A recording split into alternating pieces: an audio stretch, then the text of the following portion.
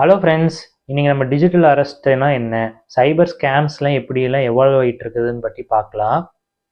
நம்ம prime minister Narendra Modi பார்த்திங்கன்னா தன்னோட மன் கி பாத் ப்ரோக்ராமில் டிஜிட்டல் அரெஸ்ட்டை பற்றி பேசுகிறாரு. பேசிட்டு ஒரு விக்டமோட ஆடியோவையும் ப்ளே பண்ணி காட்டுறாரு. அடுத்தது ஹேஷ்டேக் சேவ் டிஜிட்டல் இந்தியா அப்படின்னு ஒரு ஹேஷ்டேக் இன்ட்ரோ பண்ணிட்டு இதில் சைபர் ஸ்கேம் எக்ஸ்பீரியன்ஸ் பண்ண எல்லாரும் தங்களோட எக்ஸ்பீரியன்ஸை இங்கே ஷேர் பண்ணுங்க. இது மூலிமா பொதுமக்களுக்கு ஒரு அவேர்னஸாக இருக்கும். அப்புறம் ஸ்கூல் அண்ட் காலேஜ் இவங்க பார்த்தீங்கன்னா சைபர் ஸ்கேம்க்கு எகென்ஸ்டாக கேம்பெயின்லாம் ரன் பண்ணுங்க அப்படின்னு தெரிவிச்சிருக்காரு. நம்ம டேட்டா செக்யூரிட்டி கவுன்சில் பார்த்தீங்கன்னா Indian cyber crime threat report 2025 வந்து ரிலீஸ் பண்ணியிருக்காங்க.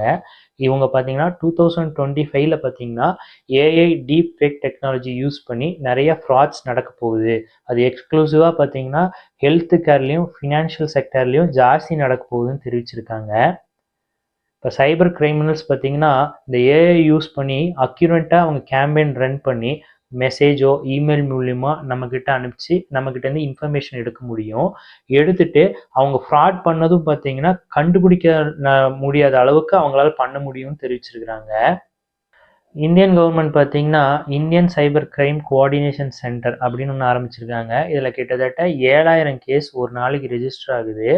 2021 23 வரைக்கும் ரெஜிஸ்டர் ஆன கேஸை விட 114% இன்க்ரீஸ் ஆயிருக்கு 2024 மட்டும். சென்ட்ரல் கவர்மெண்ட் பார்த்தீங்கன்னா 2023-24 பட்ஜெட்டில் பார்த்தீங்கன்னா 759 கோடி ரூபா இந்த சைபர் கிரைம் ப்ரிவென்ஷனுக்காக ஒதுக்கியிருக்காங்க. இது மூலியமாக பார்த்தீங்கன்னா நம்ம டிடெக்ஷன் மெத்தடையும் ப்ரிவென்டிவ் மெக்கானிசத்தையும் இம்ப்ரூவ் பண்ணோம். அப்புறம் நம்ம இன்வெஸ்டிகேஷன் மெத்தடையும் அப்புறம் ட்ராக்கிங் மெத்தட்ஸ்லையும் இம்ப்ரூவ் பண்ணோம். முன்னாடி பார்த்தீங்கன்னா நம்ம எதிரி எல்லையில் இருந்தாங்க. நம்ம ஆர்மி நேவி அவங்களாம் நம்மளுக்காக சண்டை போட்டு நம்மளை வந்து காப்பாற்றினாங்க.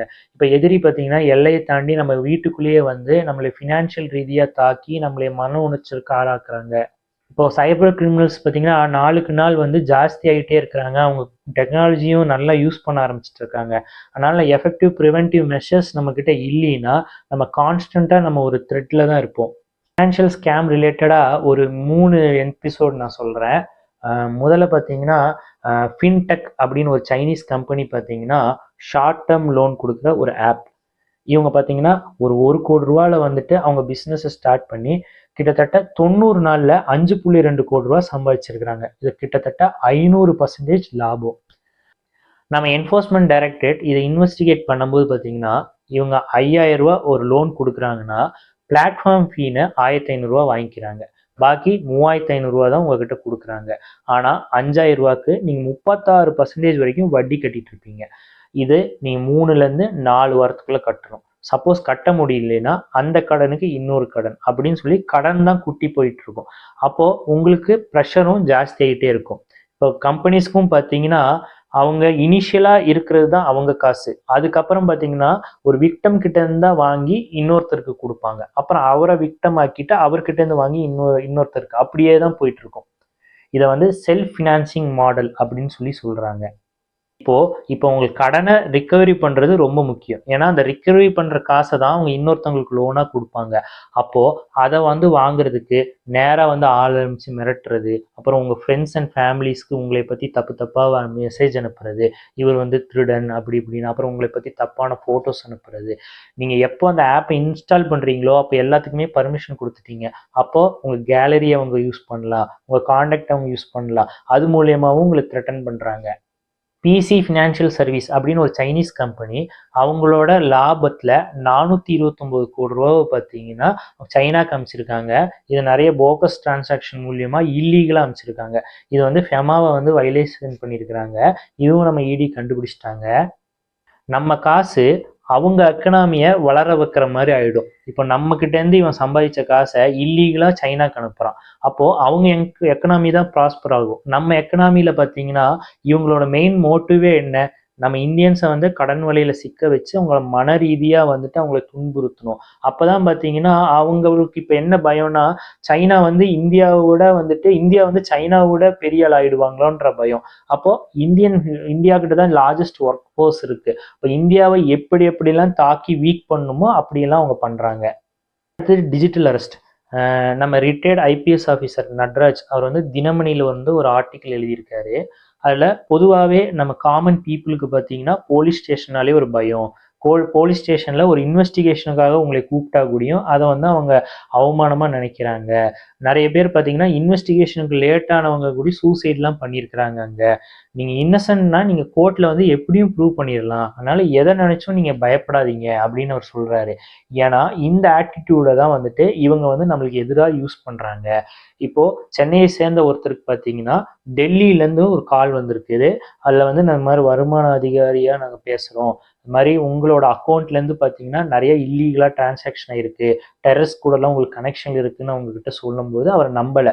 அப்புறம் அவரோட ஆதார் கார்டும் பேன் கார்டு டீட்டெயில்ஸும் அனுப்பிச்சோன்னா இவர் ரொம்ப ஷாக் ஆகிட்டார். அப்புறம் அரெஸ்ட் வாரண்ட்டும் கட்டுறாங்க. அப்புறம் எங்களோட மேலதிகாரி கிட்ட நீங்கள் பேசுங்கன்னு சொல்லி அவரை அந்த ஃபோனை ஆஃபே பண்ண வைக்கல, அந்த ஃபோன்லேயே இருக்கார். அந்த ஃபோனை விட்டு இப்படி அப்படி நவுற விடாமல் பண்ணுறது தான் டிஜிட்டல் அரெஸ்ட் அப்படின்னு சொல்கிறாங்க. நல்ல வேலையாக அவர் ஃப்ரெண்ட் ஒருத்தர் வராரு, அவர் அட்வொகேட்டு, அவர் ஃபோனை வந்து கட் பண்ணிடுறாரு. இல்லை அதுக்கப்புறம் பார்த்தீங்கன்னா அந்த ஆதார் டீட்டெயில்ஸ் அனுப்பிச்சது எல்லாமே டெலீட் ஆயிடுச்சு. அதனால அவர் தப்பிச்சார். ஆனால் அவரை மாதிரி நிறைய பேர் இந்த ஸ்கேமில் மாட்டியிருக்கிறாங்க. அதனால தான் பார்த்தீங்கன்னா கொரோனா டைமில் பார்த்தீங்கன்னா நீங்கள் யாருக்கா ஃபோன் பண்ணிங்கன்னா கொரோனா ரிலேட்டடாக வந்து இன்ஃபர்மேஷன் வந்து உங்களுக்கு ஆடியோவாக ப்ளே ஆகிட்டு இருக்கும். இப்போ அதே மாதிரி பார்த்தீங்கன்னா அந்த சைபர் ஸ்கேம் டிஜிட்டல் அரெஸ்ட்டை பற்றி உங்களுக்கு ப்ளே ஆகிட்டு இருக்கு. அடுத்தது கிரெடிட் கார்டு ஸ்கேம். இது வந்து நேரடியாக என் ஃப்ரெண்டு ஒருத்தர் பாதிக்கப்பட்டார். அவர் பார்த்தீங்கன்னா ஒரு கார்டு வச்சுருந்தாரு. உங்கள் கார்டோட லிமிட்டை நான் இன்க்ரீஸ் பண்ணி தரேன்னு சொல்லி அவர்கிட்ட இருந்து ஓடிபியும் சிவிவி நம்பர்லாம் வாங்கிட்டாங்க. அவர் அக்கௌண்ட்லேருந்து 54,000 ரூபா பார்த்தீங்கன்னா வேற ஒரு அக்கௌண்ட்டுக்கு போயிருந்தது. இதை நாங்கள் ஒரு நாள் கழிச்சு தான் ரியலைஸ் பண்ணோம். ரியலைஸ் பண்ண உடனேயே நாங்கள் எஸ்பிஐ கஸ்டமர் கேர் கூப்பிட்டு ரிப்போர்ட் பண்ணிட்டோம். அப்புறம் 1930 அந்த நம்பருக்கு நீங்கள் ஃபோன் பண்ணிங்கன்னா வந்து நம்ம கேஸை வந்து ரிஜிஸ்டர் பண்ணிடுறாங்க.